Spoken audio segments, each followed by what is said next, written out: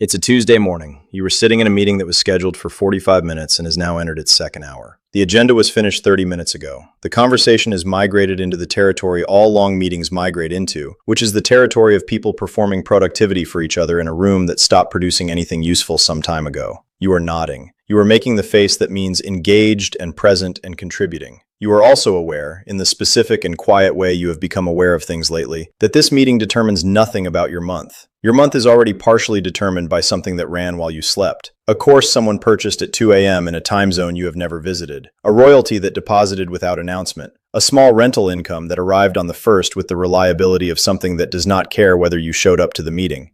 You are in the meeting. You are also elsewhere. Not in the distracted way, in the structural way. Your financial life has more than one address, and that fact changes the texture of every room you sit in, including this one. The person next to you does not have that. They have one address, one source, one place where all of it comes from and all of it could stop. They are in the meeting differently than you are. They need the meeting in a way you no longer need it. That difference is not income. That difference is architecture. This is what your life actually looks like on both sides of this decision, year by year. What it costs to build multiple streams, what it costs to never try, and why the most important thing either path gives you has nothing to do with money. One job, year one, the clean simplicity. Everything comes from one place. That clarity has a real and underrated value that the multiple income stream conversation almost never acknowledges honestly. One deposit, one employer, one set of expectations you either meet or do not. The cognitive overhead of your financial life is low. You know what comes in, you know when, you know what happens if you perform well, and you know, approximately, what happens if you do not. There is a specific piece available inside that structure that people who have only known complexity spend years trying to recreate. The paycheck arrives, the bills are paid, the math is simple enough to do in your head without a spreadsheet and 3 browser tabs. The cost in year one is invisible because simplicity covers it. What you are not building while you are collecting the paycheck is optionality. Every dollar that comes from one source is a dollar whose existence depends entirely on one relationship, one company, one industry, one manager whose judgment of your value determines your ability to pay your rent. That dependency is so normalized in modern working life that it does not feel like risk. It feels like employment. The risk is real, regardless of what it feels like.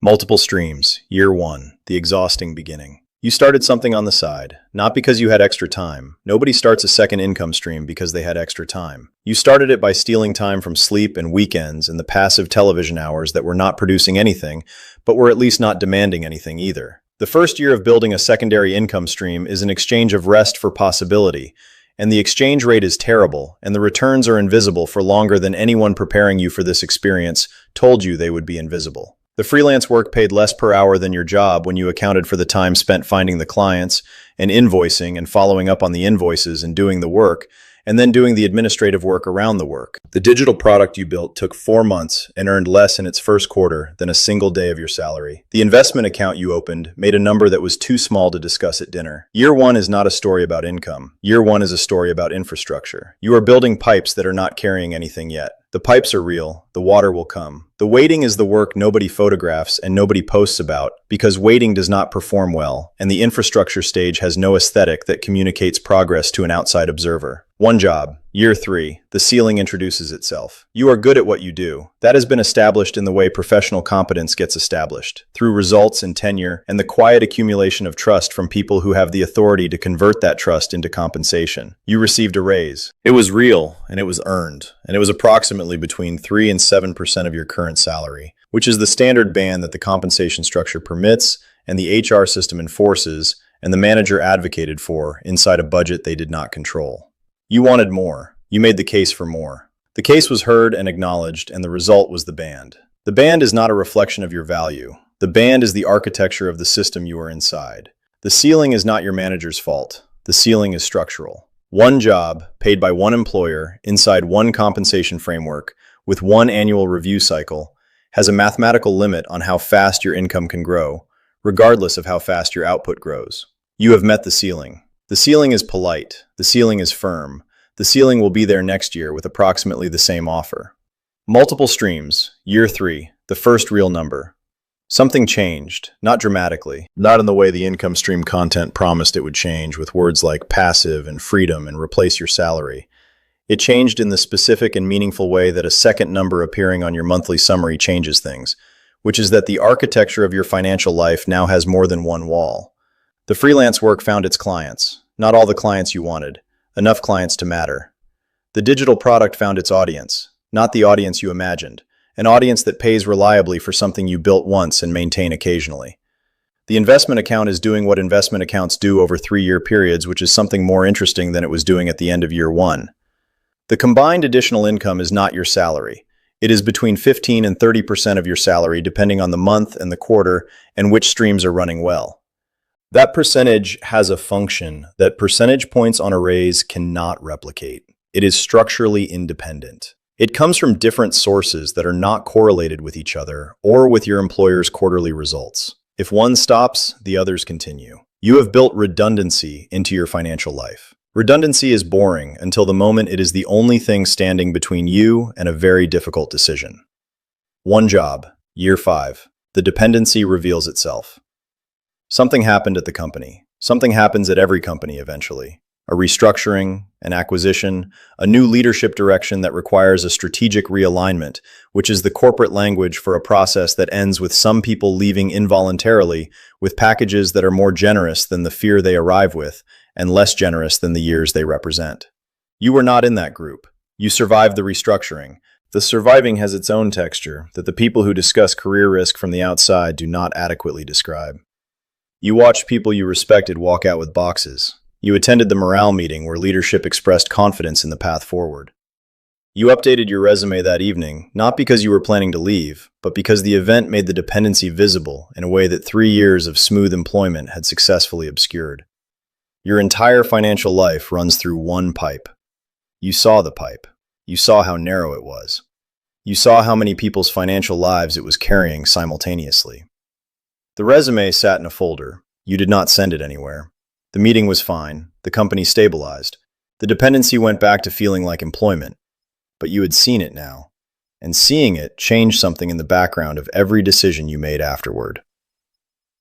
Multiple streams, year 5, the negotiating position. You walked into your annual review with something the single income person does not bring into that room. You brought a number. Not the number your employer was about to offer you, a different number. The number that your other income was generating. That number did not need to be mentioned explicitly to change the conversation. It changed the conversation because it changed you inside the conversation. You were not desperate for the raise. You wanted it. You deserved it. But the outcome did not determine your mortgage. The outcome did not determine your month. You could walk away. Not easily, not without consequence. But the option existed in a way it had never existed before. And the option changed the quality of your presence at the table. They offered the band. You countered above the band. They came up. Not to everything you asked for, higher than they had planned to go. Because somewhere in the conversation they understood, through the specific confidence of someone who does not need the thing they are negotiating for, that you were operating from a different position than the person they expected to walk through the door.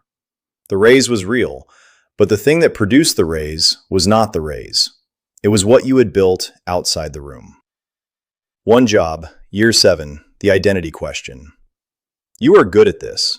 The job, the role, the industry, the accumulated expertise that 10,000 hours inside one domain produces. That expertise is real and valuable and portable in the ways that expertise in a specific field is portable. The question that arrives in year 7 is different from the performance questions that arrived in years 1 through 6. The question is not, are you good at this? The question is, what are you outside of this? Your professional identity and your personal identity have been occupying the same address for long enough that separating them requires effort you have not been asked to perform until now. A friend left their industry. The leaving was not voluntary. The leaving was the kind of leaving that comes with a package and a non-disparagement agreement and a LinkedIn post about exciting new chapters that nobody writes when the chapter genuinely feels exciting. Watching them navigate the leaving, you understood something about your own construction. You are what you do. What you do is what one company pays you to do. The question underneath that is not a financial question. It is an identity question. And the identity question is harder than the financial question because at least the financial question has a spreadsheet. Multiple streams. Year 7. The person you became building it. Something happened that the income number does not capture. You became a different kind of person than the one who started this in year 1. Not a better person, a differently constructed person. You spent 7 years solving problems in multiple contexts simultaneously. The freelance work required you to sell, which your job did not require. The product required you to understand what strangers needed badly enough to pay for, which is a different skill from understanding what your manager needs. The investing required you to sit with uncertainty without acting on it, which is a discipline that migrated into your patience in every other area. The skills did not stay in their lanes. They moved. Problem solving in one domain informed problem solving in another. The resilience required to build something from nothing in year one when the returns were invisible migrated into the way you approached your primary job when it got difficult.